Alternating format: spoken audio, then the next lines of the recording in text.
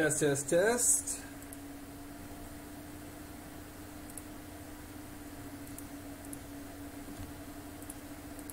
Test, test, test.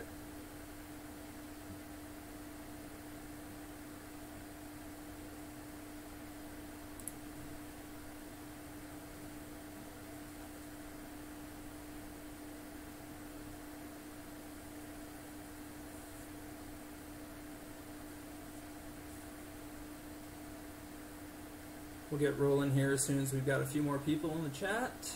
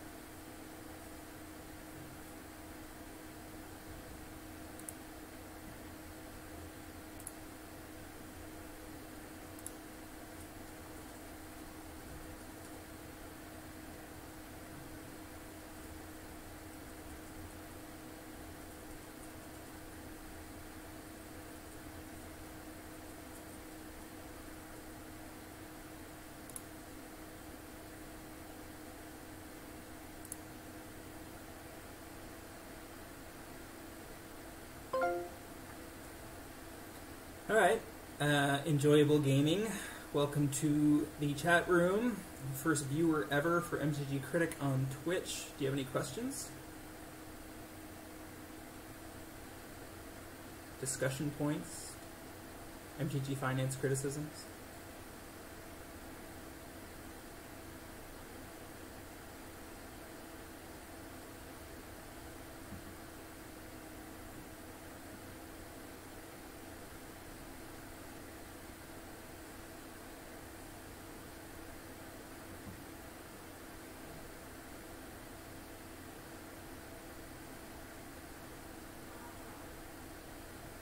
Yeah.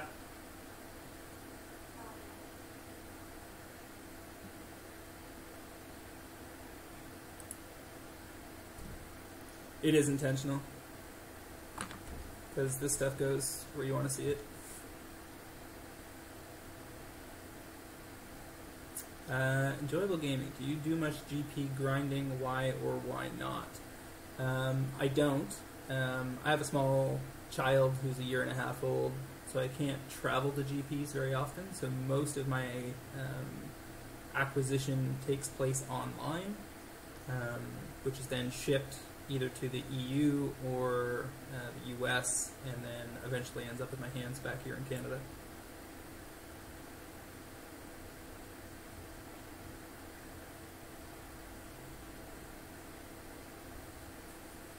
Thank you, Brankin, for your comments on MTG Fast Finance. We certainly have fun making it.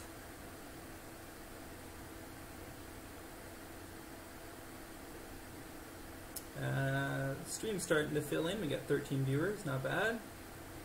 I'm happy to answer questions for a few more minutes before we get started with the main deal. Nugenma. What size bankroll do you use for specs? How would you recommend building a bankroll? My collection is probably valued north of 100,000 US right now. When I started, I was much more of a collector/player than I was a MTG Finance person. So maybe I walked into that with $10,000 or $15,000 worth of cards in my collection, and some of those cards were sold or buy listed to generate initial fodder, and then I put in some money of my own. And then as time has gone on, over the last couple of years, I have transitioned to the point where essentially I've gone infinite on MTG Finance, so long as I don't make any major mistakes, in the sense that selling successful specs is funding all current specs for the time being. Hello to John Medina. Thank you for the host and for the hype.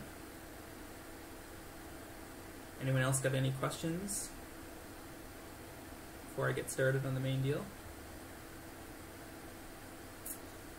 From the 100K, what would you say is your total amount of investment overall? I.e., I think what you're asking is how much did I put in cash and or assets to build up to 100K?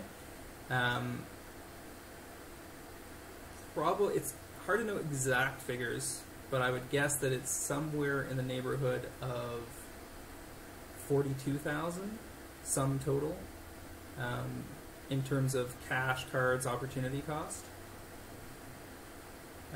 Certainly, it has accelerated greatly in the last couple of years in terms of the success. I think that as you practice this kind of thing and you build your contacts and your network of information sources and start plugging into the people that are better at it or smarter than you or have information you don't have, you will tend to accelerate whatever the natural limit is.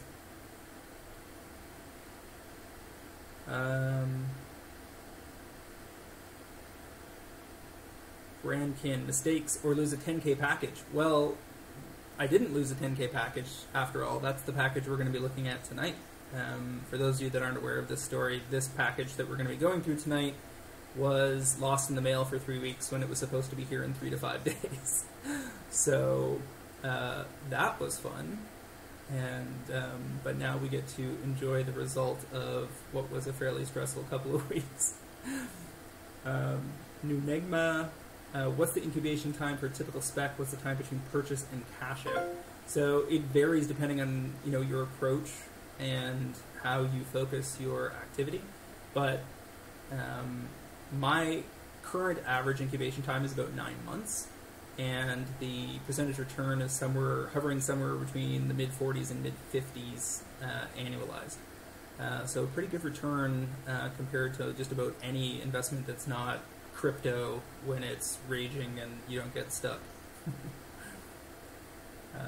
Hi Snurky, thanks for the appreciation for the podcast. I'm not sure if you guys caught Travis's version of this a few weeks back, but I'll try to link to it on Twitter later so you can see what he was up to, because we've been doing a lot of that stuff together in Europe. Alright, so we've got 27 viewers now, so I think I'll go ahead and dive in after I answer this last question. Do you insure your packages? As a fellow Canadian, I've been hit with custom fees once and it sucked. So two separate things there. Insuring the packages is about your risk tolerance. So I generally don't insure packages that come my way, but I certainly was wishing that I had when I couldn't find this one over the last couple of weeks. So certainly a great relief when it finally arrived. In terms of customs fees, you're just going to get hit with those. So you need to understand what the deal is in your country, and both from a customs and import duties perspective and also with your personal income tax and whether you are operating as a individual player or a small business person / speculator or a vendor is important. So it's something you definitely need to work out with your accountant before you get too deep.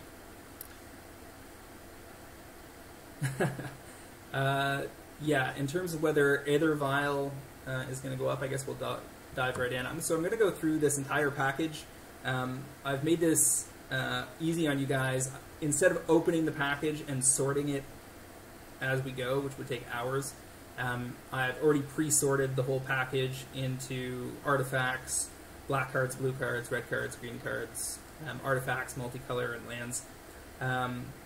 And so we'll be able to go through each of those piles. And I've also compiled a spreadsheet that gives us my my cost in as well as my expected out, comparing the current retail or expected retail to existing buy list opportunities. And then we'll wrap up with an overview of the likely profit and how long I expect to be holding all of this. Okay, so we'll jump right in with a pile of masterpieces. Masterpieces were something that I was targeting in Europe as early as December 2016, so we were a little ahead of the curve there. And through January, February, March, and April of 2017, Travis Allen and I from MTGFinance were pretty heavily involved in pushing a lot of our spec bankroll over into Europe because not only was I a strong believer that inventions were going to behave differently than expeditions had before them, but I also saw arbitrage opportunities that were naturally lying around in Europe, where even at existing prices of masterpieces at the time in North America, Europe was too cheap by comparison. So my core argument was that there was two opportunities. One, a short-term arbitrage play where you could squeeze 15 or 20% out just by importing the cards from Europe and then reselling them in North America. And then a longer-term play, potentially, if you chose to not take the easy money, where if you held for 6 to 12 months, you would get a very attractive out. As it turns out, the hold and sell later was definitely the right choice for most of the masterpieces. Things like Masterpiece Soul Ring, Masterpiece Mox Opal, and Mana Vault and Mana Crypt have all exploded into the $250 to $400 range, which was extremely profitable for those of us who had, a few dozen copies of some of those cards. And the masterpieces we see here are cards that are kind of like mopping up remaining inventory in Europe, because what happened in 2018 was heading into January, February, March of this year, vendors were cleaning up remaining inventory in Europe on any masterpieces that hadn't already spiked. Then they dove in on the expeditions on the assumption that those would eventually follow. People even went relatively deep into the Almonket inventions, even though they are much more contentious in the community. And many of those cards saw major spikes. So anyway, Ether Vial 147. The situation with Ether Vial is that best buy list is somewhere around 155, retail is about 150, so I would call this a hold for sure. I'd be waiting to get this up above 200 at least, and possibly waiting for a $250 exit. I've already sold out of most of these, so this is just a single copy that was chasing. We have Masterpiece Chromatic Lantern, which I picked up at 82. Best buy list is currently 78, retail is about 100. So in theory, I could get out with implied profit after fees somewhere around 10% right now, so almost certainly a hold as well. Defense Grid is not exactly a super high demand card, but my best buy list option is already $65 on this, even though retail is 60, which suggests to me that vendors expect to sell more of these than some of the weaker hands on TCG Player would have you believe. So I think this is probably a little bit of a hold, and I'll look to exit on a buy list, maybe closer to something like $70. There's a couple more. When you see a P on here, it means that they're actually per copy. It usually means I have 2 of them in there. Gauntlet of Power, picked this up at $53. Best buy list is currently about 59, retail around 65. Implied profit relatively modest unless I hold for some period of time. So I think this one will probably be a 3 to 6 month hold, and we'll reevaluate. These are a little more exciting. Masterpiece Mana Vaults, picked up at 135 per. Best buy list is only 162 on these, but retail is closer to 250, which would be good for profits in the 60% plus range, even after, say, eBay and PayPal fees. I've already sold quite a few of these over 200, so I'm in no rush to unload them at a low value. I'll be looking to max out on these somewhere in the next 6 months or so. One of the more successful masterpieces, of course, was Masterpiece Mox Opal.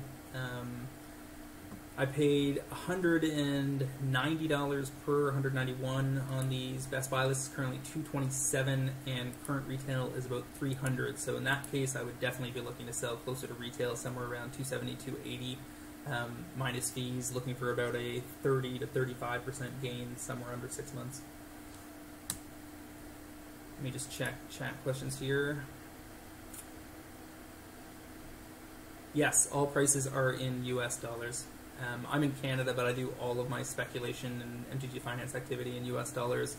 My costs as expressed on these cards also represents all-in costs. So this is what it cost me to buy it in Europe, get it shipped to my partner in Europe, and then in a larger package, which was assembled over the course of 2 months between February and April of this year, these are all the specs that went to one of my partners in the UK and then came back over to me. So Platinum Angel, Masterpiece, pick these up around $78 retail. Sorry, pick these up around $68. Best buy list is $78. Retail at about $105. So good for probably a 35% plus gain.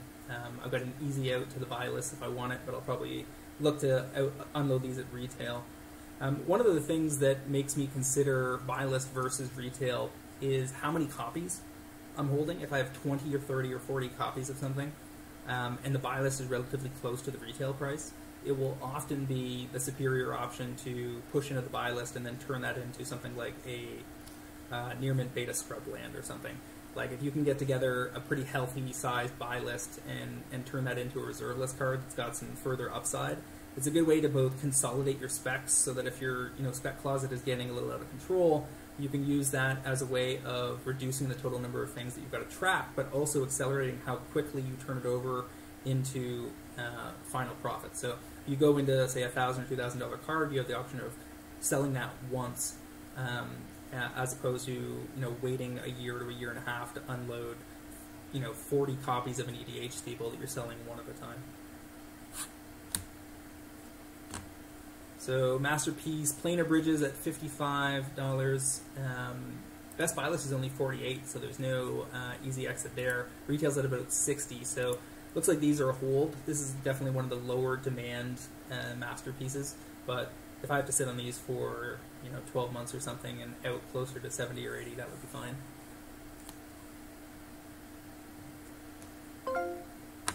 So Masterpiece Mind's Eye, in on these at $48 a piece. Best buy list is $52, which isn't too exciting, and retail's only at about $50, so these are a definite hold. No exit even legitimately possible on these.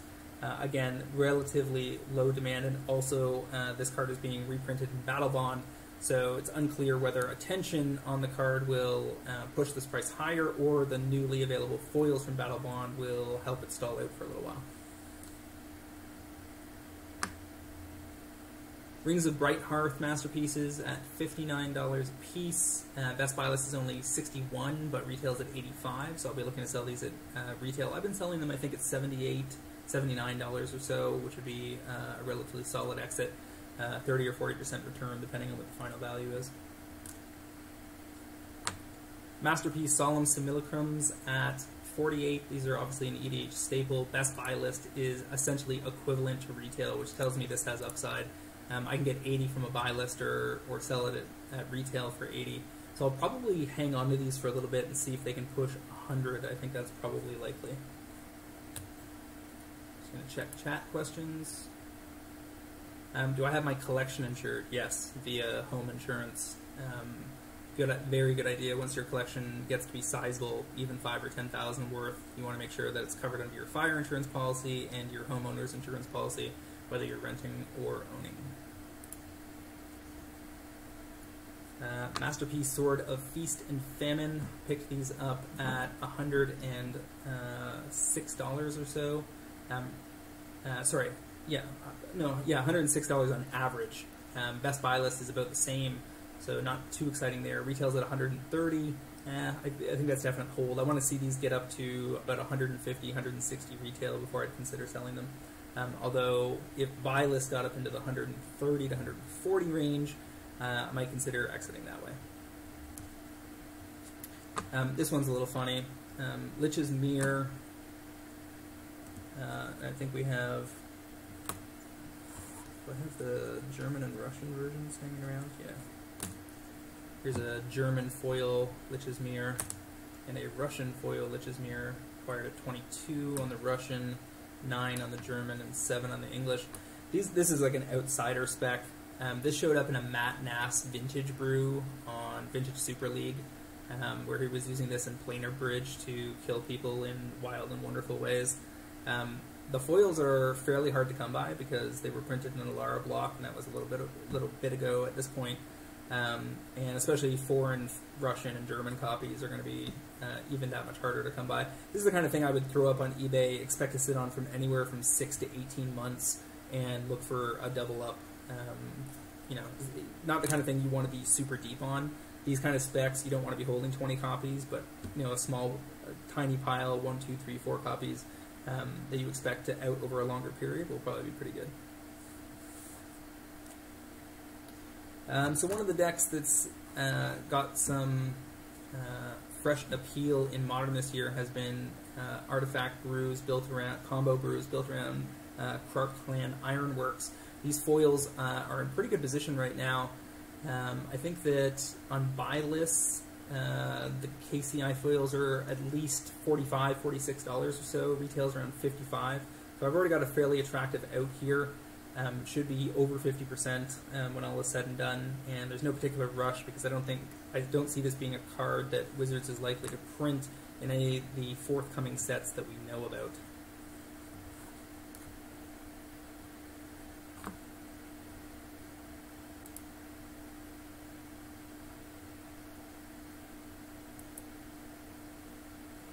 Alright, so Paradox Engine is a utterly busted card in EDH that people imagined might get banned, but here we are a year and a half later, and that doesn't really seem to be where things are headed. So I was picking up these foils at $20 a piece. These are definitely going to be a hold. I can already buy list these out at $32, so that's a nice 50% plus gain. Retail is closer to 26 on TCG Player, so that tells me that the buy lists are pretty confident that this card is going to get some room to grow and that they're going to be able to unload their copies into the EDH community. I'm looking to get somewhere north of 40 on these for a true double up, and I don't think it's going to be that tough. Keep in mind that this was printed less, it's still legal in Standard, so there's no way this gets printed for 2, 3, 4, maybe even 5 years. And that's, in a situation like that where the foils are going to have time to appreciate, you don't need to be in a rush. So sometimes what I'll do if I have like a pretty deep stack of these, because I actually have about 20 or 30 of these now, because I've been buying them in North America as well, I'll sell a few into the market at each new price tier, like say every $10 or so, just to make sure that the demand is solid. And then over time, I'll ratchet up the ladder that way. This one's pretty cool. I bought this by mistake. The Judge Foil Soul Rings looked like tasty targets to me around $100 to $130 because Masterpiece Soul Ring was so high, and this version is also pretty nice. So I assumed that it would get north of 200, and sure enough, here we are. Buy list is only at 156 on these. I also have another one that's not altered. You can see the Eye of Sauron version there that I bought by mistake, which is signed by the artist. Both of these were, in the mid-120s, but retail on these is somewhere around 300 right now. I'd probably accept somewhere in the 260 to 280 range on these. Definitely not in a rush to out them, but I fully expect to double up or get very close to it when all is said and done.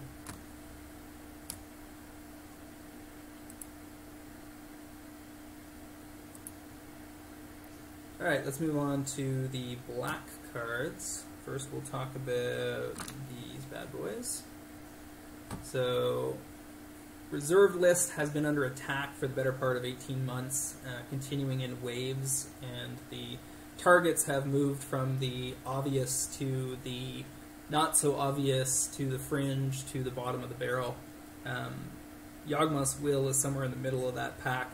On the basis that it is an excellent Eternal card, which is banned in most formats, and rightfully so. The card is utterly busted. If you've played with or against it, you know this. I was picking these up in the low 40s. Buy list is already 105, and I can probably get a premium on the Japanese copies on eBay. So I'll be looking to out these closer to maybe 120 for like a triple up. Pretty good. These were ordered in Europe. I also got some copies on eBay. Some English copies I already had stashed away from last summer as well.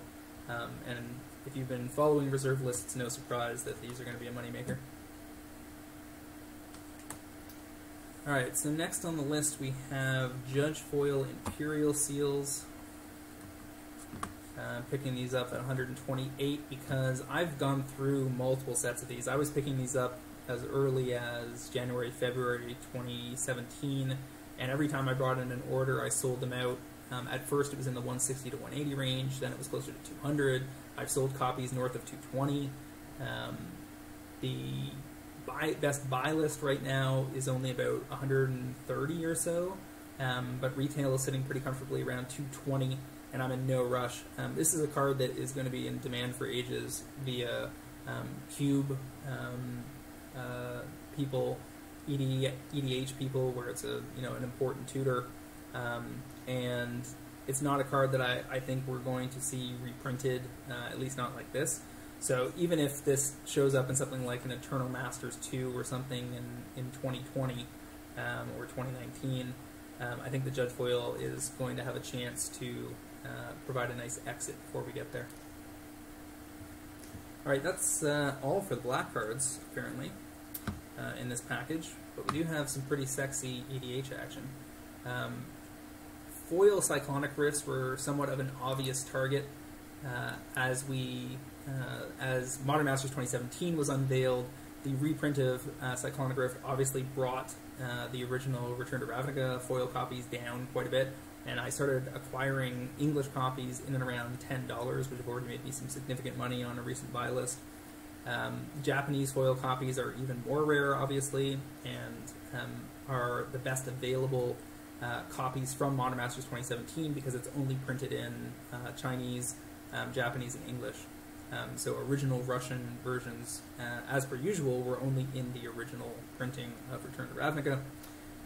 So I would look to unload this card somewhere in the neighborhood of 40 to 50 probably, and I'm not in any rush. I unloaded one over the weekend on the new Magic store I set up for my collection, which is called magiccards.shop. If you haven't taken a look at it, again, magiccards.shop is where I'm posting some test sales just to see if a slim commerce platform will be a good alternative exit point, on the basis that I can dodge 10% or 11% eBay fees and then split the difference with people I'm selling cards to and give them a better deal than market and pay less on fees, and everybody wins.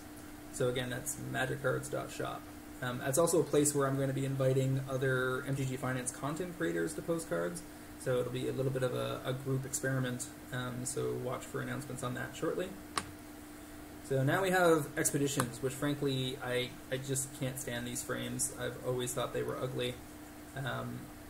I would argue the black ones probably look the least ugly because black and gold and tan is pretty handsome, but when you add in these blue color spots, the green ones, I think they look terrible. Nevertheless, the art on Days is absolutely incredible.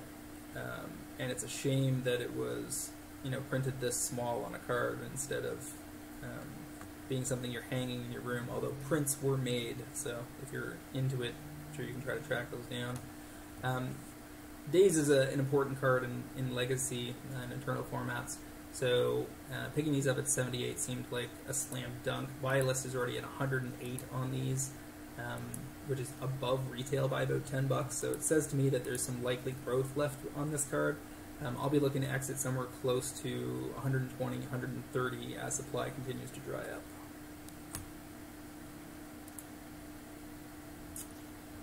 Question in the chat. Revised Underground C recently went to 830 TCG. What do you think the ceiling is? I posted a poll on Twitter the other day asking when people thought Underground C would break 1,000, and the consensus was next year. It could happen earlier. Some interesting things in play with the duels. They were obvious targets for the speculation activity that's been going on this year. Some crypto money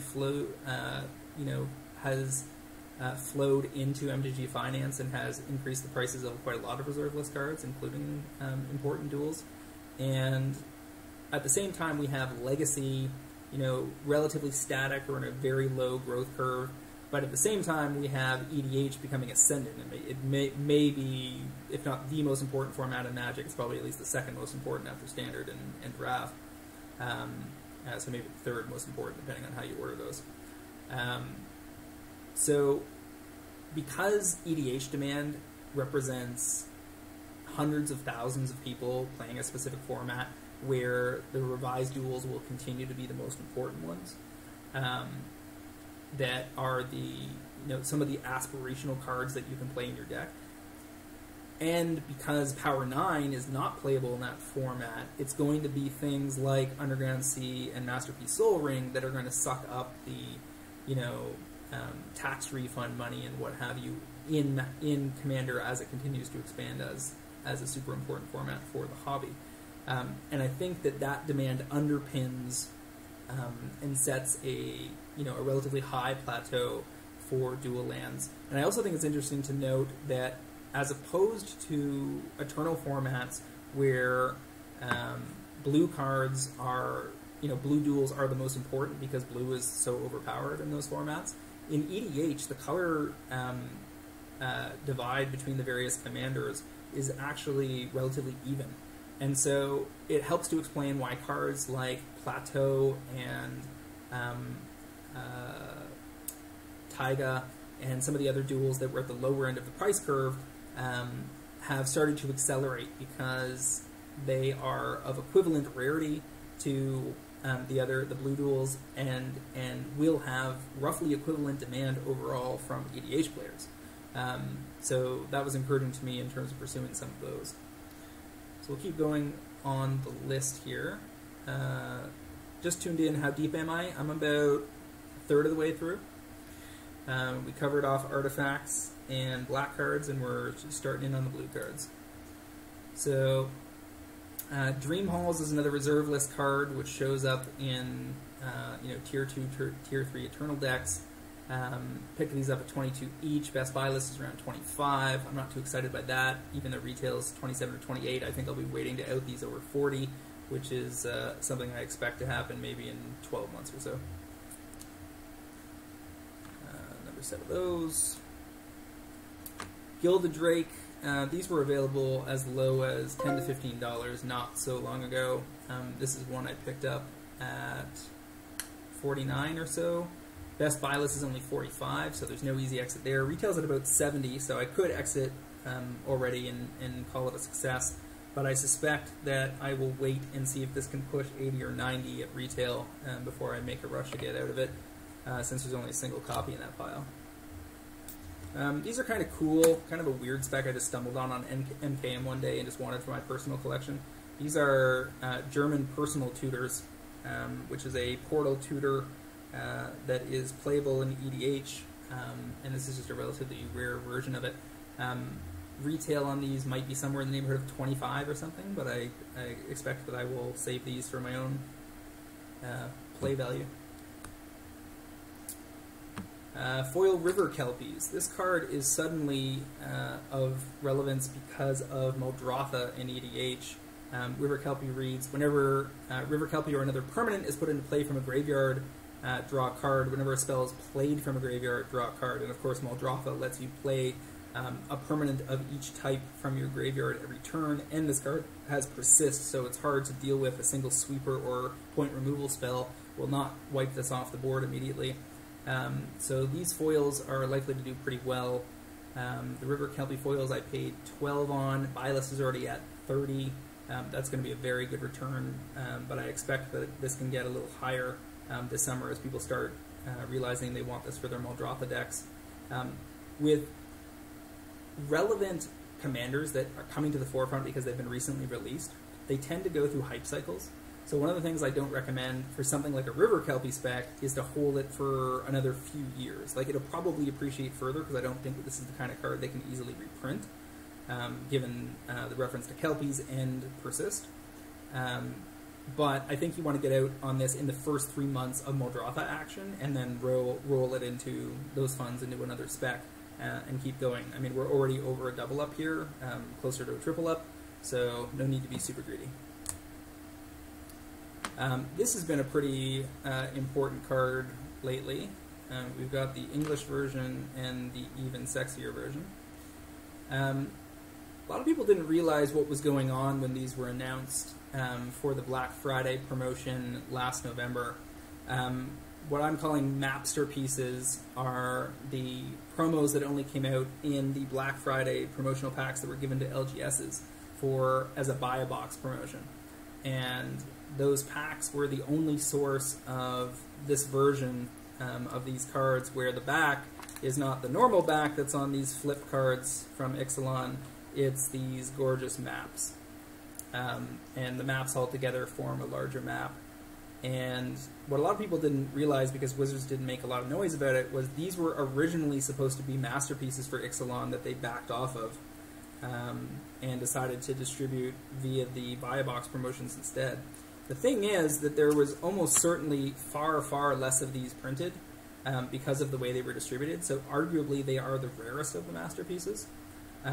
People weren't particularly excited about most of the flip cards when they first came out, but since then we've realized that Search for Azcanta especially is an extremely important card in multiple formats that does a lot of work.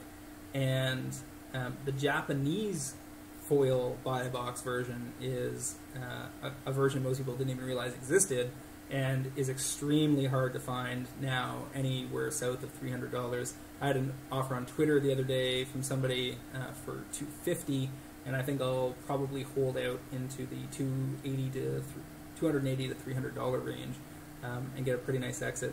The normal masterpieces searches picked them up at $32. Buy list is already at 67, retails at 85. That's going to be over 150% gain when all is said and done. And I have quite a decent pile of these, only a few of these. Alright, so that wraps up the blue cards. We'll move on to green. Let me just check. No particular questions in chat. Anybody got any questions before we jump in on green?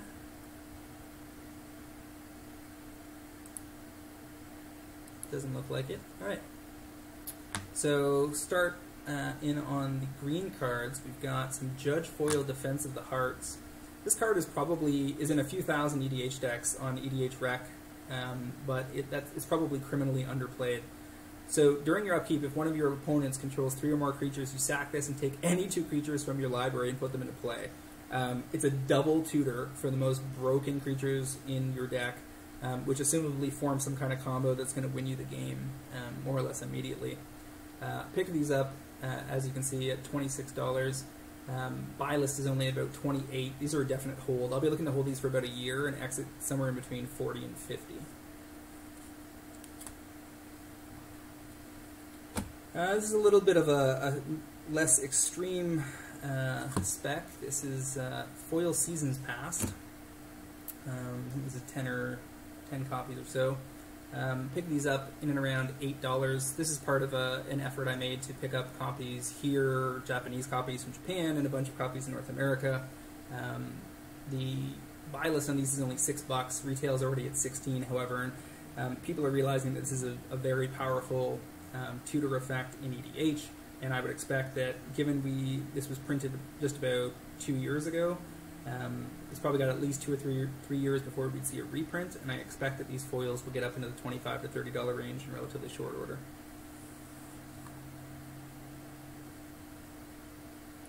Alright, now we got some more reserve list. Japanese Survival of the Fittest. I got 4 copies there. Picked up at around $35 a piece. Buy list is already at 110, so we're looking at a triple up there. And probably no rush to need to exit, because buy lists are actually higher than the lowest available retail on English copies, at least. So I might post these at something like just south of 120 and see if I can move a couple copies and then decide whether to hold the other couple back or not. I also have several English copies already in the spec box that I haven't put up for sale quite yet. Alright, moving on to red.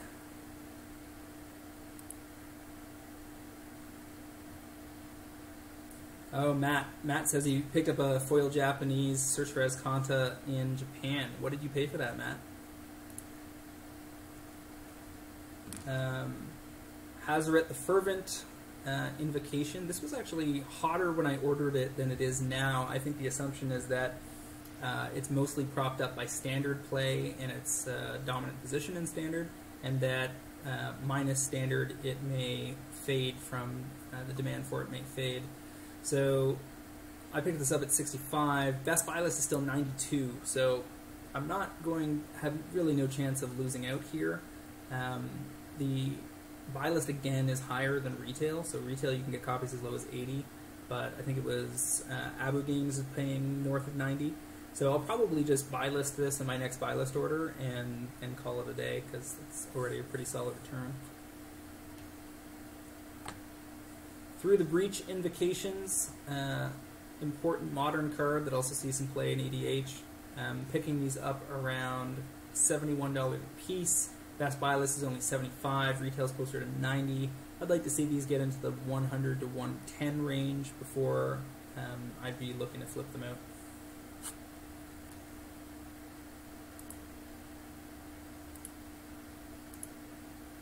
Matt said he picked up his Search for Azcanta Japanese foil for 200. I think that's a great price, brother.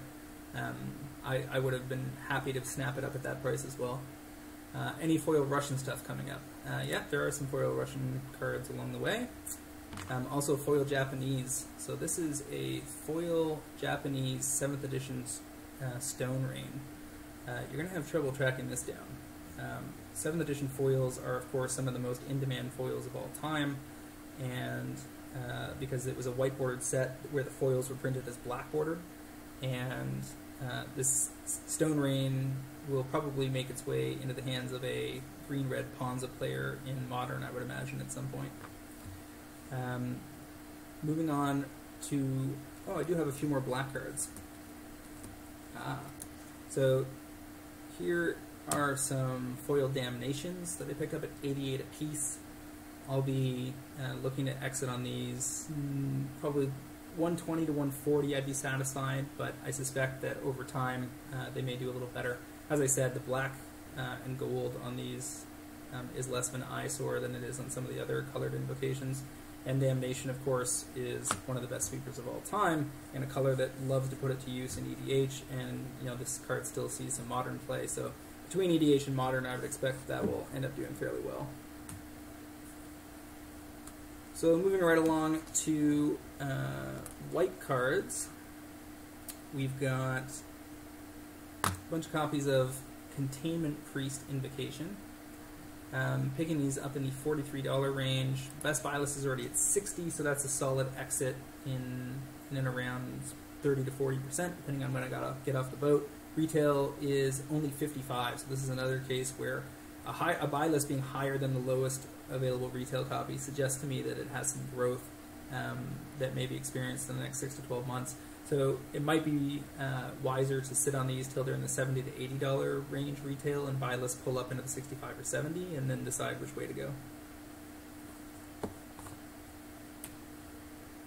That's a pretty nice one. Foil Japanese Council's Judgment.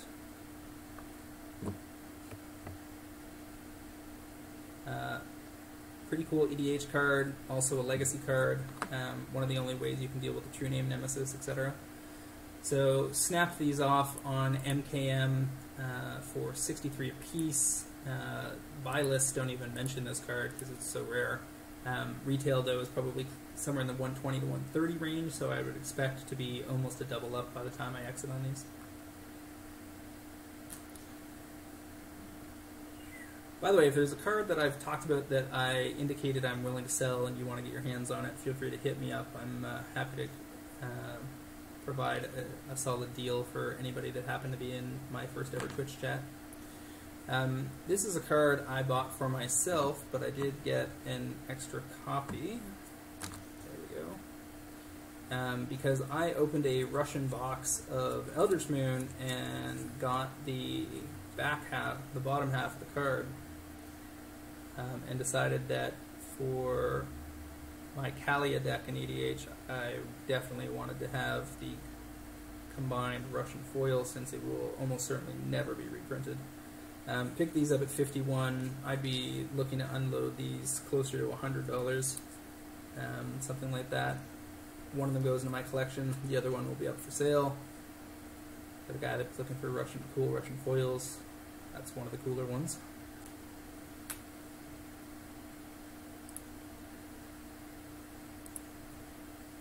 Alright, onto multicolor.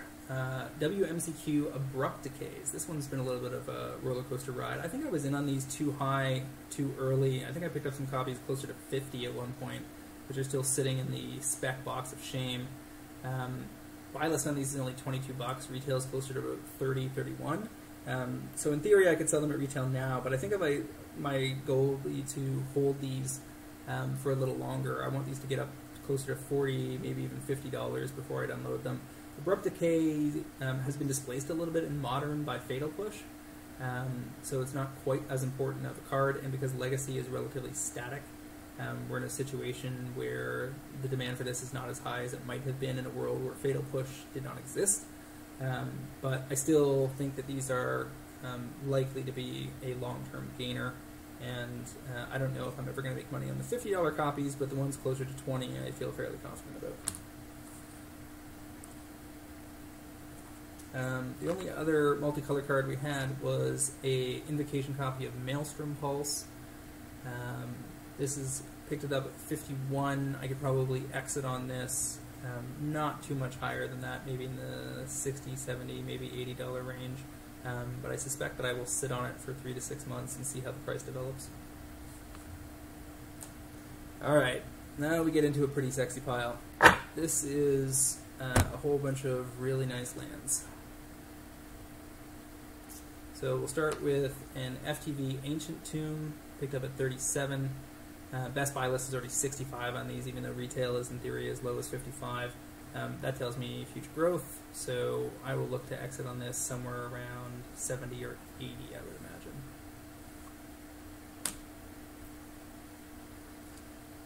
imagine. Here's a nice fat pile of Expedition Bloodstained Mires. When these started to go off earlier this spring in North America, Europe was slow to react, and I picked these up on average around $104 or so. Best buy list is already 173, so that's going to be at least 50, 60, maybe even 70% gain. Implied retail is pretty much even with buy list, so that again suggests further growth is in the works. I may start to unload some of these shortly and then look to unload the tail end of the pile closer to 200 to 220.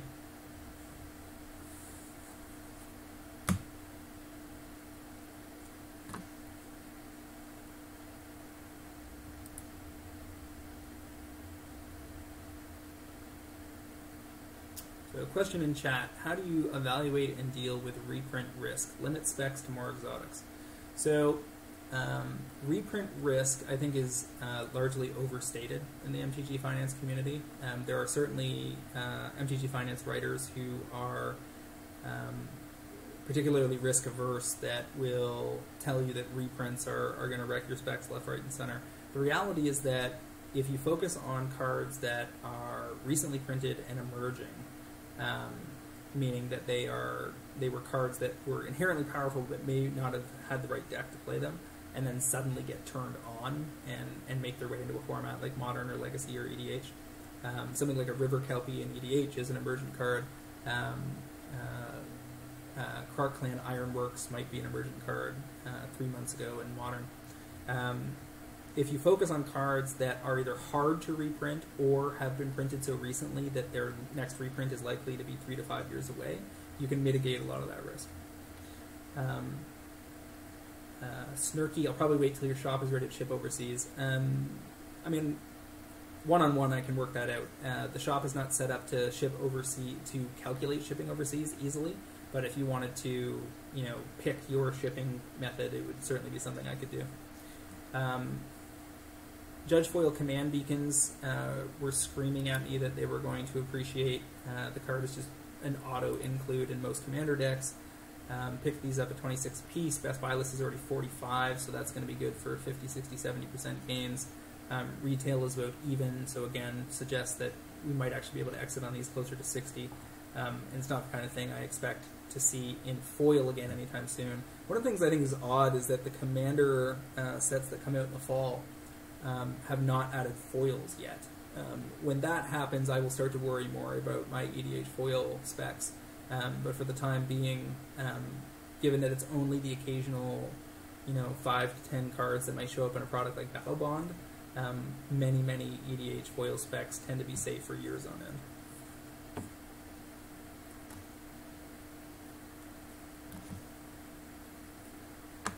We have an FTV foil Dryad Arbor card that many believed should just be a version people thought should be banned in Modern because it's too easy to tuck away and hide that you have a creature on the table.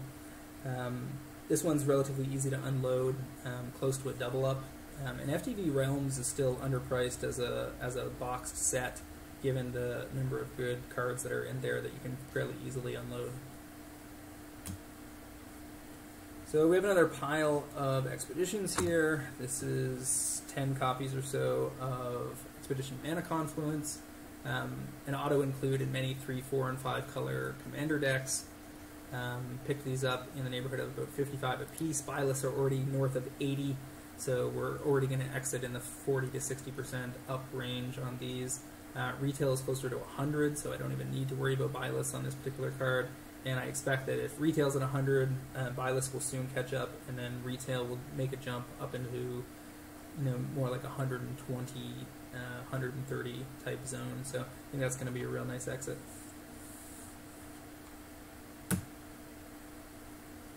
Continuing with the theme of expeditions that are likely to appreciate, we've got 10 copies of Overgrown Tomb Expedition, picked up at about 80 a piece. Best buy list is already 120, so we've got an easy 50% gain there. Retail is even or a little lower than that, so again, suggests to me that this might actually get into the 130 to 160 zone. Overgrown Tomb obviously is important in Modern, in Legacy, and well, to a lesser extent in Legacy, but certainly in Modern EDH, shocks are still a pretty big deal. And demand from Modern EDH alone will be enough to keep these in slow, steady appreciation from this point on, I think.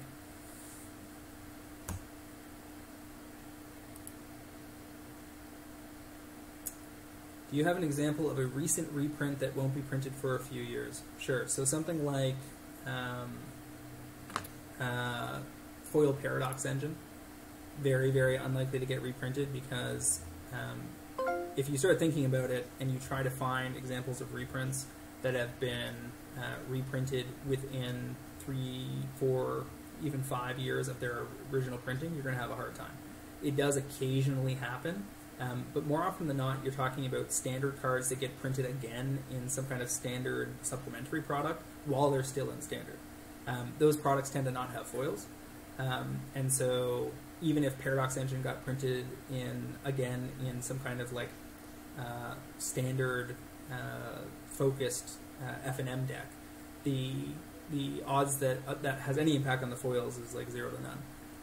So for any card that I suspect may have some slight chance of showing up in a commander deck in the Fall Commander series, or that I think might show up in something like a Battle Bond, I'm primarily, if I'm comparing two specs, I'm looking for the one that has been printed most recently, because I expect it's going to get 2 to 3 years to breathe before they bother to get back to it. Not the least reason of which is that there are so many cards at any given time that Wizards can and should be looking to reprint that are 5 to 7 years out of print, things like Doubling Season. So if your spec is much more recent than that, it has a much lower chance of seeing a reprint. Alright, so Spire of Industry is a very important card in Modern, in artifact-heavy decks, because it makes both colorless mana and can make colored mana as a de facto City of Brass or Mana Confluence, as long as you control an artifact. And in decks like Affinity and Cart Clan Ironworks, that goes without saying. There's also at least 5 or 6 different decks, not all at the same Tier 1 status as Affinity, but there's at least 5 or 6 total artifact-focused combo-style decks in Modern. And this card is really good in decks like Brea and other artifact-focused decks in EDH, of which there will continue to be more over time. So I've been picking up Foil Spires of Industry, Russian Foil Spires of Industry, and happy to get these in the $10 to say $16 or $17 range as much as I can. I've got a pile of about 20 or 30 of these, sum total. Not time to out them quite yet, but something I'll be looking to unload slowly in the latter half of this year and then on into the next couple of years after. So More Expeditions. This is 4 copies of Expedition Stomping Ground. Picking these up in the $62 range. Best buy list is 104, which is about equal to retail. I think these can get up over 120, 130. So pretty good chance that that's what I'll wait to out them at, since I don't actually have a very deep pile of this card in particular. Also picked up some Expedition Strip Mines, a card that is super useful in EDH, where inevitably somebody is going to have a problematic land that needs to be dealt with. And you can often recurse lands in that format with all the different options you have to make that happen. So pick these up around 84. Best buy list is 111. That's okay. Retail is about 120, but I'm looking for this to get up over 130, 140 before I'll be in a rush to unload them, since again I only have the 4 copies. Back to the reserve list for a second. Copies of Tolarian Academy, one of the most broken lands of all time, but given that it's banned in pretty much every format, including EDH, the demand profile for it is relatively dubious. You have to look at this as having been dragged along with the rest of the reserve list specs this year, where everything and anything that was on the reserve list was being targeted and bought out by a combination of vendors, speculators, and some players that were going along for the ride, making sure they got a copy while the getting was good. Pick these up around 40. Best buy list is about 50. I think I'd prefer to wait into the $60 to $70 range, and I don't think I'll be waiting too long, to be honest. A few more expeditions here. We've got a Watery Grave at 82. Best buy list is 111. That's about equal to retail, so suggests to me that I can hold out for something like 120, 130, similar to Overgrown Tomb, and exit a little further down the road.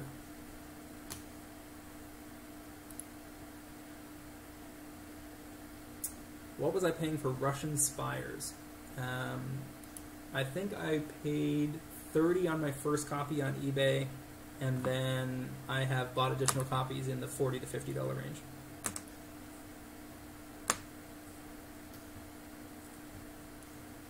So here is a huge pile of Wooded Foothills. I think this is 14 copies total. Picked up somewhere in and around 100 each.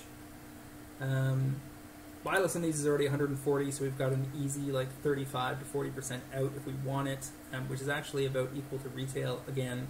So I think we get to wait here for these to get to maybe 160 to 180. This is a pretty important Jund card, and also really good in EDH, as with all of the shocks and the fetches. So I'm not in any particular rush. I think I'll probably sell a small handful of these just to test the market, and then slow them, post them at a price that is, you know, lowest in the market but not by much, and wait for them to drain out slowly over the course of about 12 months.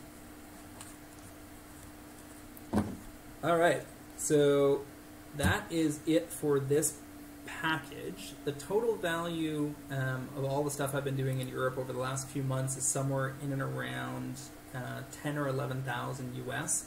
I've got another secondary package, a follow-on package that's coming from Europe in about 2 weeks. That I'll probably do another Twitch stream for. Also has a bunch of interesting stuff in it. So this particular set of cards that we looked at tonight was 6,600 US. The projected profit on that is going to be somewhere in the neighborhood of 4,600 to 4,700 on top of that, so over 10,000 on this pile. And that means the average return will be somewhere in the neighborhood of 65% inside of a year. Assuming that I sell through all of it, which is what I would expect, because most of my average hold time is about 9 months. So if we are generous and say it takes 12, given the demand profiles from most of these cards, which is relatively high, and the opportunity to out most of these to buy list, you know, this is likely to be a very, very good situation. In large part because a lot of the European vendors don't seem to be tracking trends in the US in real time. A lot of the price shifts in Europe happen more slowly, especially if they are driven by US events. I also suspect that EDH and Commander is just less popular in Europe than it is in North America, which explains why I seem to be able to get a consistent stream of foil EDH staples in Europe at very attractive prices. Does anybody have any more questions about European arbitrage, European speculation, any of the cards that I showed? An example of a spec that went wrong. I have pet specs for sure. So I have, 200 copies or something of aggressive mining because I was convinced that the card could be broken in Modern. That does not look like it's ever going to happen. I try to limit specs that are based on my ideas about deck construction to like less than 5% of my spec portfolio, because one of the most important things you can do is recognize that if you're not a pro player or a high-level competitive player, your card power level evaluation skills are inherently going to be worse. I have done a pretty good job of spotting some good specs ahead of the curve that some pros I talked to didn't seem to think were going to get there. A recent example is Direfleet Daredevil foils are going to make me some good money. Most people thought the card was useless, and instead it posted up as a fairly regularly used card in Modern and Humans, which is, of course, the best deck in Modern right now, or at least in the top 3. Alright, so I could call it a night here, or I could show you guys a pile of specs that I got in from the US. Stuff that I've been buying the last few months. Do you guys want to see like 5-10 minutes of US specs?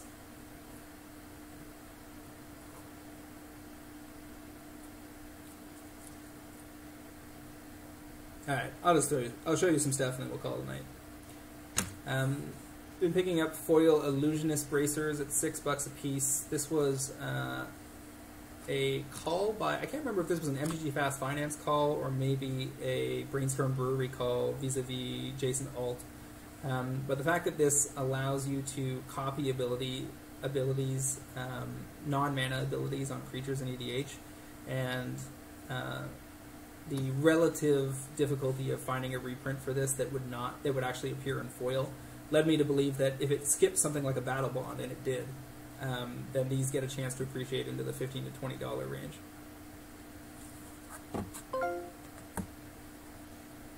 Some more foil Lich's Mirrors from the US pile.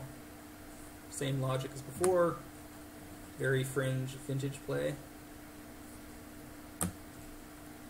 A nice pile of Kart Clan Ironworks that I can buy list for like a double up, maybe a triple up. These are relatively hard to come by since they were only ever printed in Mirrodin. Fifth Dawn. It's more reserve list stuff. Regular English version and Japanese versions of Mox Diamond that I would expect to out over 300.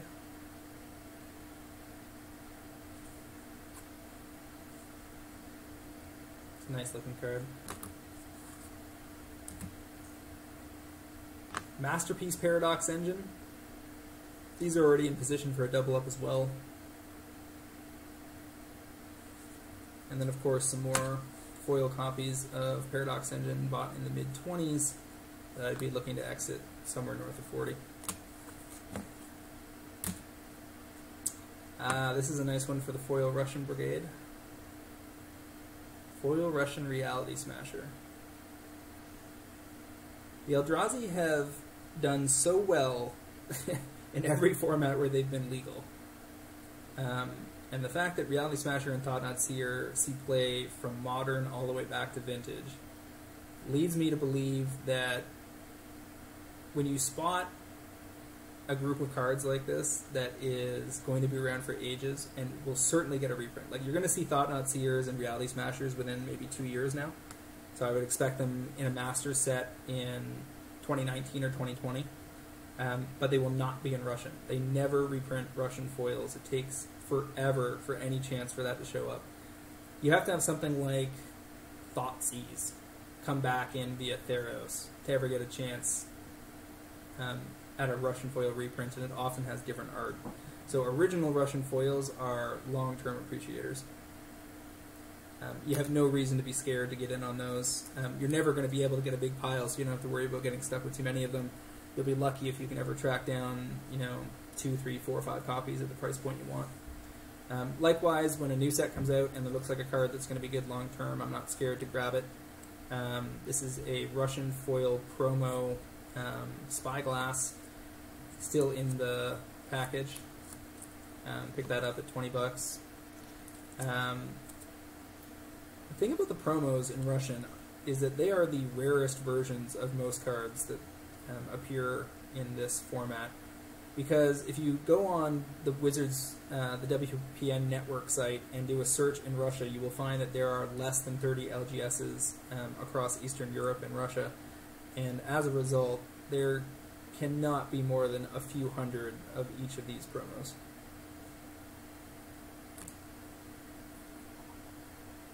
See what else we've got in the US box.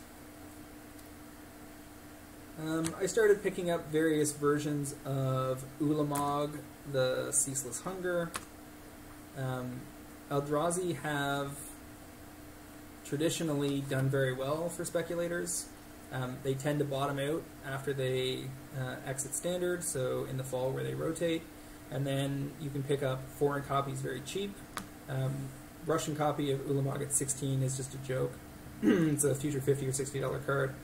This is a Japanese version at 22, and then we had 3 copies of English at 22. There's already solid buy list opportunities here, but I'm in no rush to exit, especially on the foreign copies. A little bit more reserve list action. Argivian Archaeologists, SP copies that were bought when it was spiking on some of the last copies available on eBay, 85 apiece. If you're holding reserve list stuff and you see this stuff spike and you go, "Oh, I better sell it," while the selling is good, don't be in a rush. If you've got bills to pay, you got a 20 or 30% per year credit card bill or something that you want to pay off, by all means. If you got a sweet spec that's going to make you more than this card is likely to continue appreciating, then by all means. But I think that these reserve list cards that went from 50 to 100, 100 to 200. We saw Underground Sea go from 350 to 800 in about 6 months. There's no reason to be exiting early. A couple more invocations from the US. An Austere Command, which is a fairly important card in EDH. It got reprinted in a master set recently, so that's going to hold this back a little bit, I would imagine, because those foils are nice as well. But I think it'll get there, given enough time. Diabolic Intent. 30 bucks on these is no-brainer. They will eventually be 60. Whether I have to wait 6 months, 12 months, or 18, the returns will still be solid. Daybreak Coronets from Future Sight, 11 copies. They're more SP than LP, really, at 11 bucks a piece. They look good. Boggles players want them. We just got Core Spirit Dancer, I believe, in Battle Bond, so maybe that'll lead to some people building the deck. This hasn't seen a reprint in quite some time, so unless we see an announcement of a master set, I'd be happy to sit on these for at least 6 months. Gideon of the Trials is a card that I think is going to see more play in the long term rather than less. It has a fairly unique ability that interacts with Gideon emblems. I do have a question about whether Nicol Bolas ends up killing Gideon in the narrative within the next year and puts an end to the endless stream of Gideons that would make this card better. But we already have enough that it is relevant, and these San Diego Comic-Con versions are pretty sweet looking. They have quite nice foiling. Here's a nice one for anybody who likes altars. Linvala Keeper of Silence altar, picked up on eBay for a mere $20. That is going straight into the collection.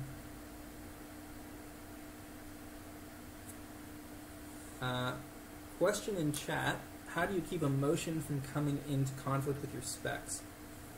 Spreadsheets. Lean on the math. Don't worry about your, one of the things I see people make a mistake of is getting their ego wrapped up in their speculation. It doesn't matter if the idea was yours, for instance. MTGFinance is not about you coming up with a spec no one else thought of. That certainly can help if you identify a spec ahead of other people. But it's not a necessity for you to do well. In fact, the best thing you can do when you're first getting into MTG Finance is to identify all of the people that know more than you, follow them on Twitter, read their articles, watch their content on YouTube, etc., and absorb it. And then when you've gotten to a certain point where you feel like you are up to speed, start questioning it. What are they saying that might be biased? What are they saying that doesn't work for me? What are they saying that is specific to their situation that doesn't make sense in mine? And then start to build, the model that works best for you. For instance, if you play a lot of Modern and you consider yourself a Modern expert, you may want to focus on Modern specs. If you play a lot of EDH, etc. Everybody's MTG Finance is going to be a little different. So, for instance, for all the European specs that we were looking at earlier, there was some setup to get into position so that would work, because you can't order directly from MKM, Magic Card Market in Europe. You have to have an account, an address in Europe that you can ship to. So I had to first make a friend in Europe. I had to come to some deal in terms of consideration. So, like, for instance, for the partner that sent me this package from Europe, what I do for them is that they send their specs along to me. I also give them early access to my picks of the week on MTG Fast Finance before we even record the cast. So they get an early shot at those cards in Europe, and then they can take the copies that they buy and send them along with mine, and I put them up for sale on eBay or social networks or whatever, and make sure that they get a chance to out them. Copies of Preacher have doubled or tripled. This one showed up MP, not near mint, and I had to fight to get a partial refund on it. Never fun. But buy lists on these are already significantly higher. Which is weird. It's a card you can play in EDH, but it's not like it's a top tier card. But it's on the reserve list, so here we go. I like these a lot. Russian copies of Monastery Mentor. It's interesting to me that Mentor is like maybe the best creature, if not at least top 5 in Vintage, but doesn't get there in Modern. Like, there are decks that run it in Modern, but they've never really come to the forefront, and I am curious as to whether we will get back in a position one day where this is a major Modern card. Either way, I'm happy to have a playset of Russian for myself. I also have 2 Russian foil copies of this, one that I opened in a box. That was a pretty good day. And another that I bought on eBay, I think for 200 or so. Again, because you're never going to see it get reprinted in Russian. Likewise, you're not going to see this card in Russian anytime soon. Roaring Rites of Itlamok was widely assumed to be bad. First, people were excited because it seemed like it was a Gaia's Cradle, and it wasn't good enough, and then people realized, no, wait, this is probably super playable in any token-based strategy in EDH, because you're going to grab a token-producing creature off the top of your library, and then you're going to flip it, and then you've got your Cradle that has a backup plan if you don't have any creatures in play. Because once this flips, this is actually better than Cradle, in case people haven't noticed. Again, Russian foil promos are extremely rare, and I was very happy to pick this up at 32. I probably won't out it for anything less than 100. Another really sweet altar. This is the same guy. This guy posts tents or something, posts altars on eBay every night.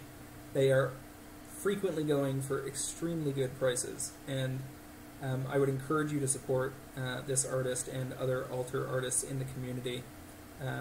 They do a lot of work to make your EDH deck look better, and you pay a very minimal premium to get cards that look this nice. That's a Magic 25 Living Wish. Also picked up several copies of Sylvan Library, including buy list acquired copies, and these are ones I bought on eBay in the US. These are already over 200. This is an interesting example of a non-reserve list card where old school 93-94 demand plus speculation has driven the price quite a bit higher. These are now very tough to find, sub 200. Yeah, Peach Squeeze is awesome. She did a set of lightning bolts for me that are central to my collection. Answering the question that was asked earlier about my favorite card, those lightning bolt altars are probably my favorites. Saproling Burst foils on the back of Slimefoot being a thing in EDH.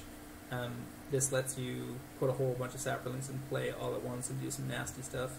And these haven't seen a reprint since Nemesis, so very old foils.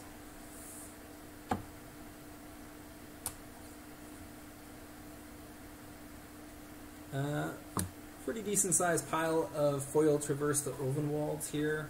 A card that shows up in Modern relatively frequently in Jund-based Death Shadow builds and also some other green-based builds. Not really at the forefront in Modern right now, but it's also an EDH card, and it's a tutor. And it's in a deck like Muldrotha that intends to have a bunch of cards in the graveyard. In a hurry, this becomes a 1-mana demonic tutor. So EDH demand alone is going to get this spec there. I'd look to unload these in the $25 to $30 range. Somebody asked earlier about specs gone wrong. Here's one. I ordered 8 Tireless Trackers at $20 plus on the same day that I ordered some at $8.75. I think I thought these were foil. And the card was spiking at the time, so I got confused in my TCG basket on my mobile phone, and it's going to take some time before that gets anywhere. These are a no-brainer. I don't like all the lands from Unstable, but islands, full art islands have a way of getting there. This is probably going to buy list for $5 or $6 down the road. I suspect it's going to take a couple years to get there because everybody was chasing these and speculating on them, and many speculators will be filling buy list orders as soon as the buy lists increase their inventory counts, i.e. the number of copies they're willing to take. There's going to be lots of people waiting in the wings to capitalize. But I wanted these just for my personal collection, and if they ever get super high, then I'll look at exiting them.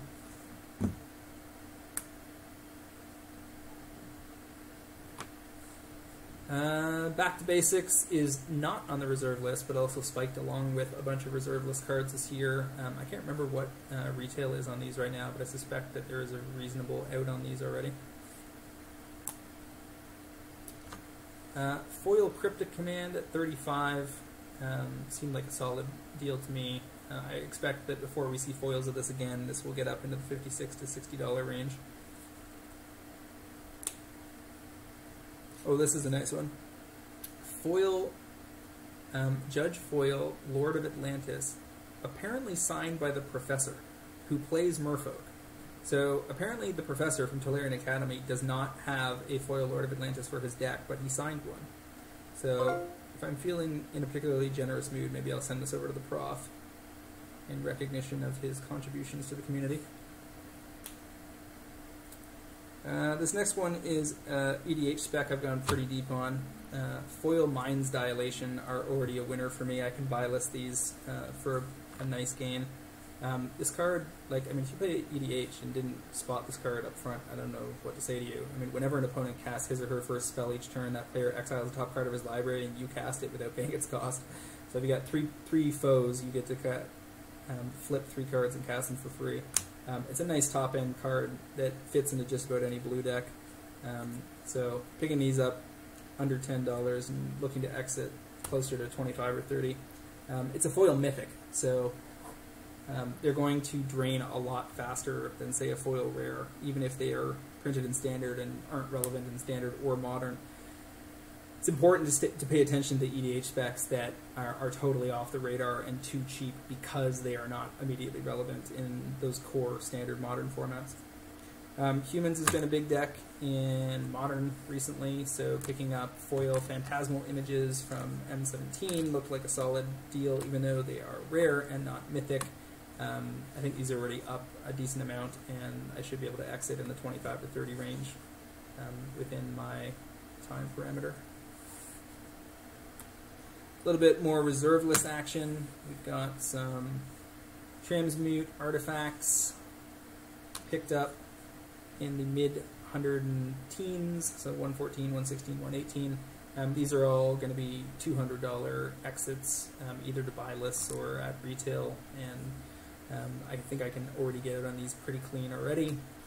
But they're reserve lists, so there's really no big rush. You can play these in decks like Brea and EDH, and as people realize that over time, that demand alone, and plus collector demand, will be enough to keep these moving higher. This could easily settle at 300 in a year or two.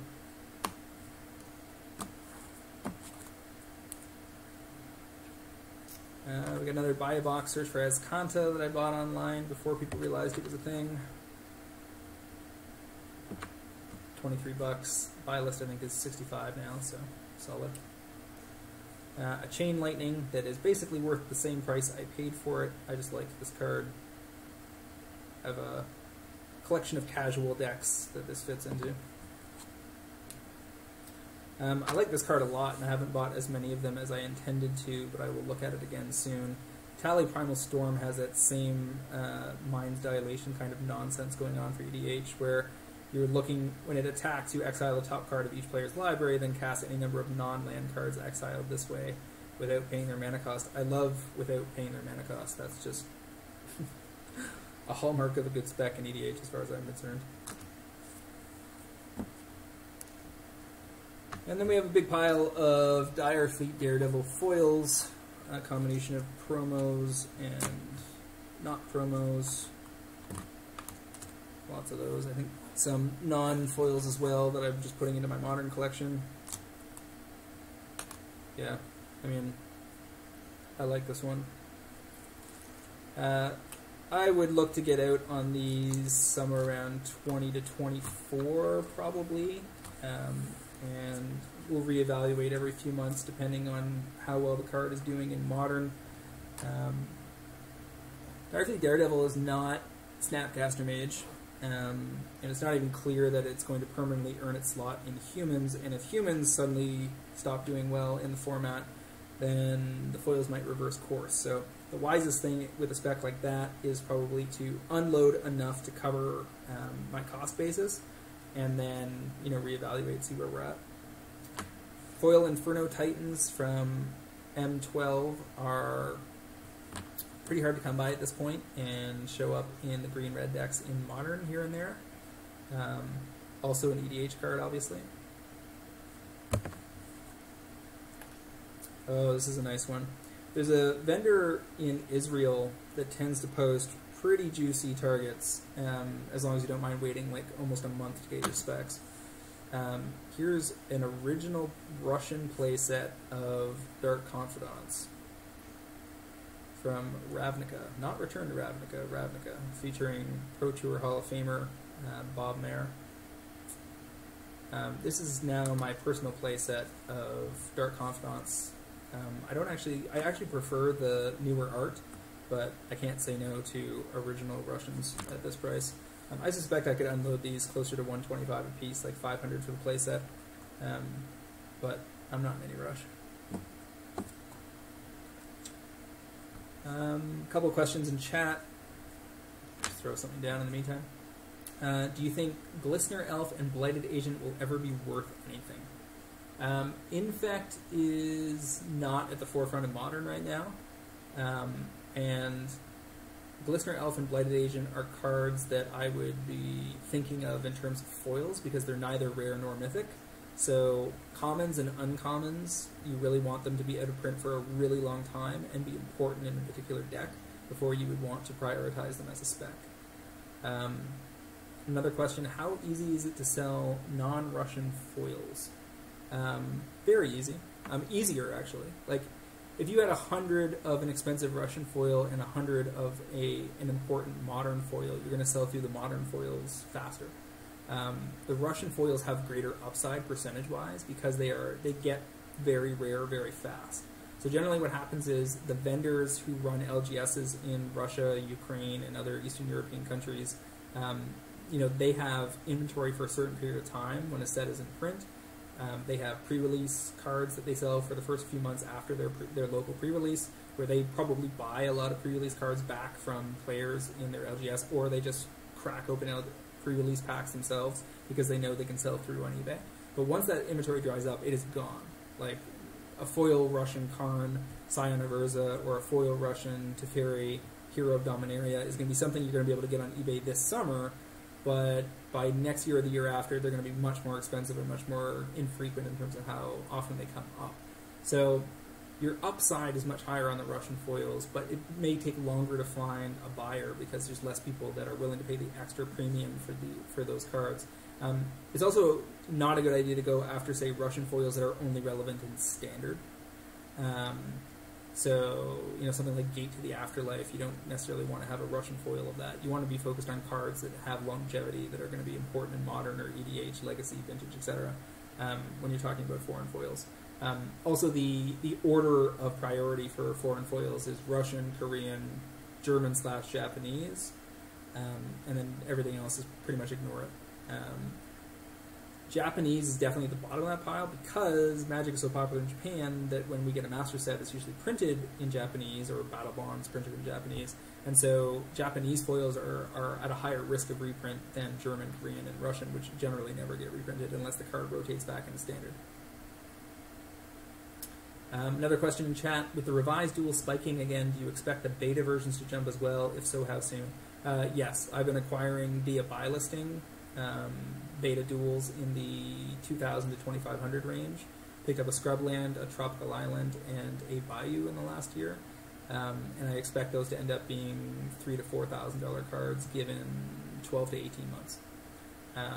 There just aren't that many around. The other thing I think is something people are overlooking is that Collector's Edition and International Edition were only printed in the low thousands. Like, I think it was either 5, 10, or 15,000 of each of those sets. These were the gold-bordered, square-cornered versions of beta, basically, that were printed as a full set and were rotting on shelves for years. Nobody really cared about them because they weren't playable in competitive tournaments. And we didn't have a format like EDH where they could viably be played.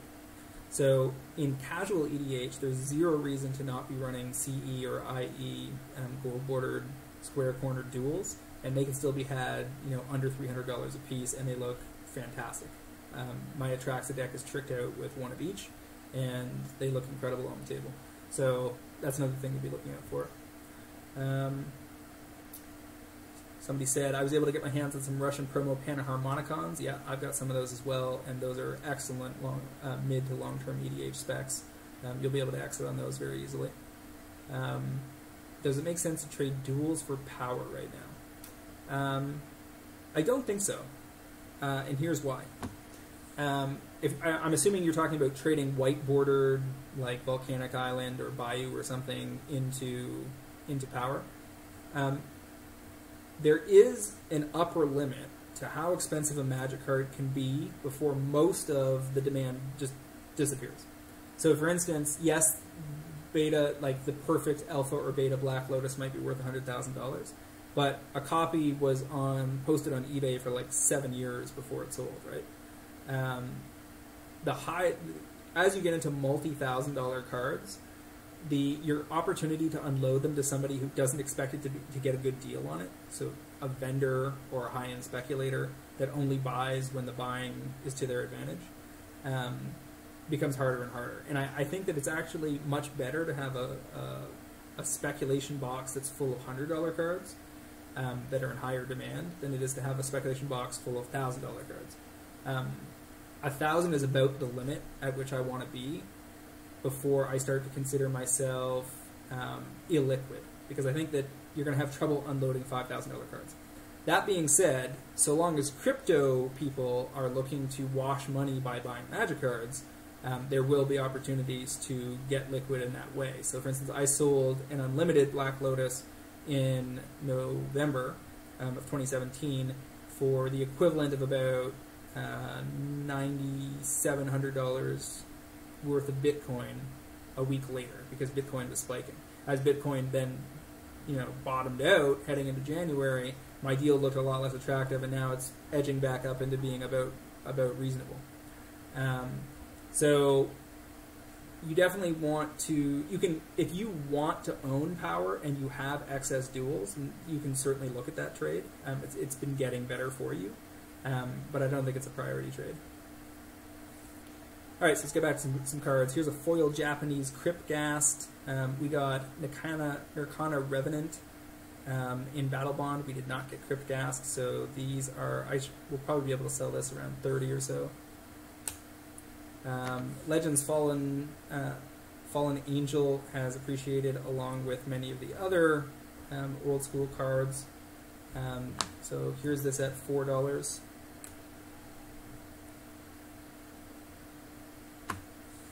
Invocation No Mercy at 28. You're looking to exit these north of $60.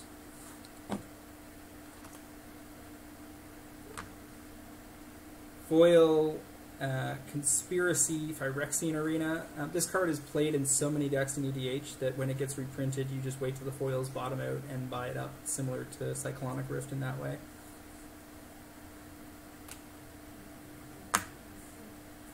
FTV Legends Captain Sisay. This card is super good in EDH right now via Atraxa and so forth.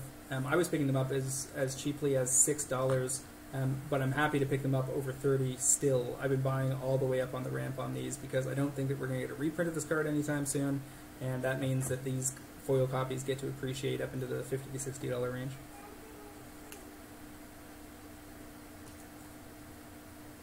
Here's some Judge Foil Gaddock Teagues. Picked up at 42. Buy list is already looking pretty attractive on these, but I think these are a hold for the time being. This isn't like an ultra important card in Modern, but it comes to the forefront here and there, and it also sees some play in EDH. And it's a very good looking version of the card, easily the best. So I think that these will appreciate, there will be some renewed appreciation on these in the next 6 to 12 months. Here's a card that many people ignored that I've gone pretty deep on. I don't think everyone realizes just how busted this is likely to end up in the long term. Saheeli Rai was, of course, a card that got cards banned in Standard because they neglected to notice that there was a Splinter Twin variant between this and Felidar Guardian, which was obviously a pretty brutal oversight, and which undermined, along with other bannings they had to perpetrate last year, almost a full year of Standard. But this thing creates a token that's a copy of any artifact or creature for 3 mana, which is likely to support combos in Modern and/or EDH for quite some time. I don't expect to see the card reprinted anytime soon. I suspect it gets at least 3 to 5 years before reprinting. And the foils have already, I think this was an MTG Fast Finance pick actually maybe 3-4 months ago, and since then the foils have already appreciated into a good spot. One of the things that's interesting here is that I can't flip specs really fast because most of my speculation gets shipped either into Europe and then on to me a few months later, or into the US and then I go pick it up from our family place down there. And as a result, any of these cards that are debut a Pro Tour weekend, they spike on the Sunday of a Pro Tour, and then they go back down a week later, I got to stay clear of all of that. It's also the reason you see almost no Standard specs in this pile, because Standard moves so quickly, and a card that's only good in Standard can easily lock you out of a successful spec, which is why I think it's one of the least important formats to focus on. See what else is at the back of this spec box. Question in chat: is MMA foil doubling season a sell right now? No, probably not. So the new art in Battle Bond is nice art, but doesn't really speak to the average doubling season player in terms of representing what it does. So I suspect that people will prefer the other versions, including the Judge Foil promo. It will probably injure your ability to go liquid on MMA foil doubling seasons if you have a stack of them in the short to mid-term. But I would expect speculators to start targeting foil doubling season within the next 2 weeks and driving the price back up, because every vendor in the world is confident they're going to be able to unload that card, and if everybody attacks it in that way, then foils will drain out of the market very quickly and get right back to where they started. Some more Saheelis.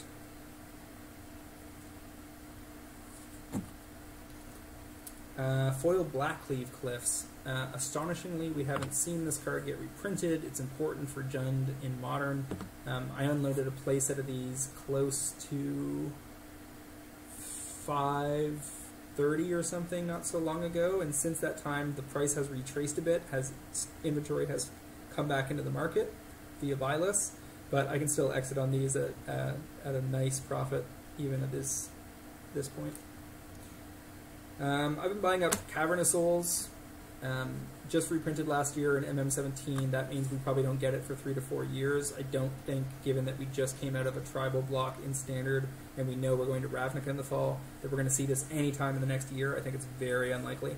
And as a result, this, because it's such an important card in both Modern and EDH, I think that these could get up over $100, certainly over $90, and I'm not sad to be holding these. City of Traders also spiked this spring, so I picked up some Japanese copies. One of the things to keep in mind when you're shopping on eBay, make sure your filters are set to include international sellers.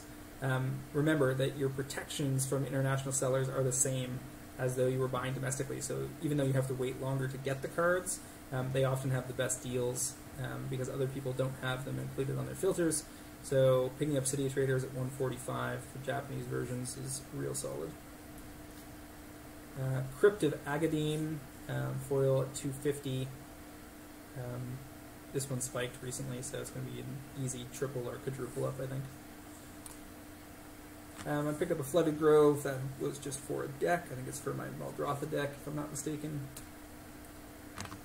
Lake of the Dead has spiked pretty hard, so these could be buy listed pretty easily. I think buy list is already $50 or $60 or something. Nobody wanted this card forever. One of these reserve list cards that was just rotting in binders, but has been under severe pressure with the rest of the reserve list, so there we go. Let's see what this will be, the last pile, folks, and then we'll call it a night. I picked up a foil playset of Misty Rainforest from MM17. I mean, $39 a piece for essentially limited edition fetch foils, since Modern Masters 2017 is not the same as Khans of Tarkir level print runs. Probably 4 or 5, maybe 6 times less of these than the Khans foil fetches. Wanted to have a personal play set, and price was just too good to ignore. This is a nice one. I think DJ Douglas Johnson of TCG Player and Brainstorm Brewery put me onto this, so big thanks to DJ. This is something like 40 or 50 copies of Path of Ancestry. The Commander decks that come out in the fall routinely have cards that are only printed in those decks and don't see a reprint for quite some time. So True Name Nemesis just got reprinted in Battle Bond, but it was first printed in Commander 2013. And Path of Ancestry is only a common, which is a little misleading, given that in Commander decks, this means it was in all 4 of the decks, whereas the other rarities mean they were in lesser decks, so it's kind of weird. But Path of Ancestry is already buy listing for, I think, over $350, and I suspect that by the time I decide to unload these, it'll be buy listing for $5 or $6. The fact that this provides solid color fixing and scries in any of the tribal focus EDH decks means that people are going to want this forever, and it's the kind of card where you're not going to see it get reprinted for 3 or 4 years.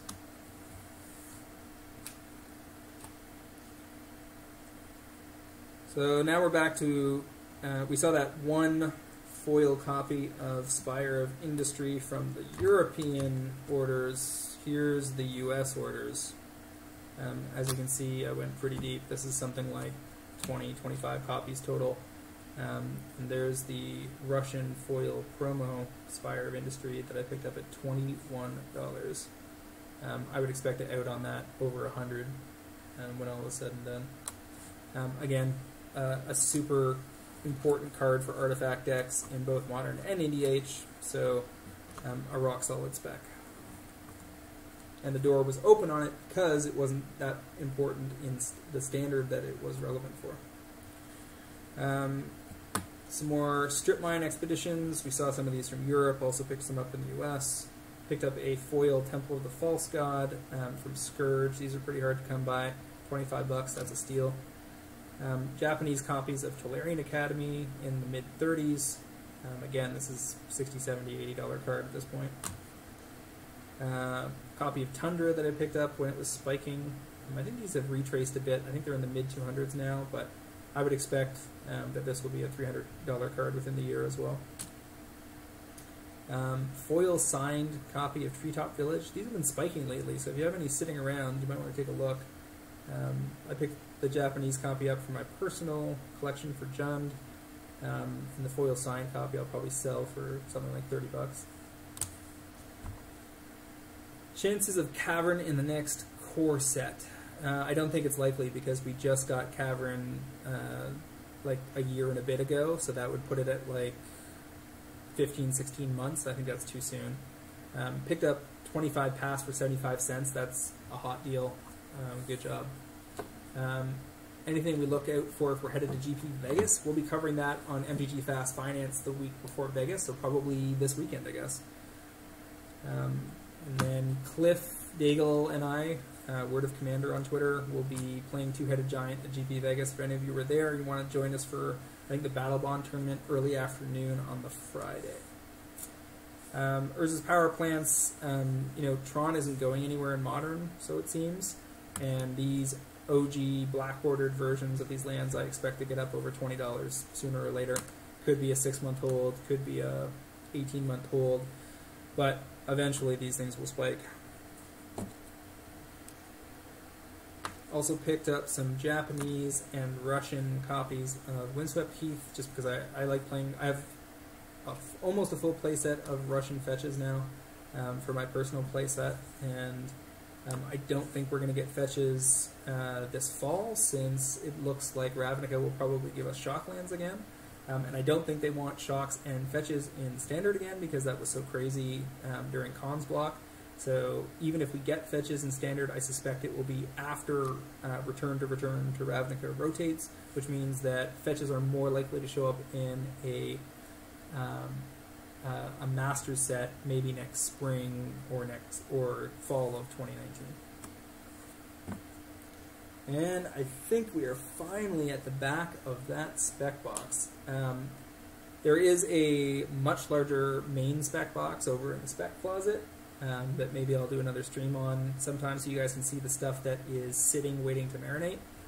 But this has been a better part of an hour. So I hope you guys have had a good time. I'm happy to answer a couple more questions if anybody has any before we call the night.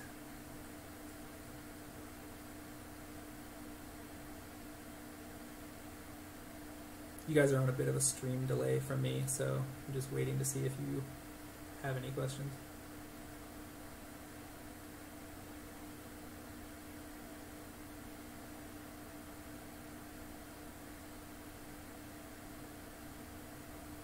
Thank you to Basic Land Shark for the compliment on the podcast. We're certainly happy to help. In case you guys weren't aware, we're always happy to answer questions if you want to come at us on Twitter.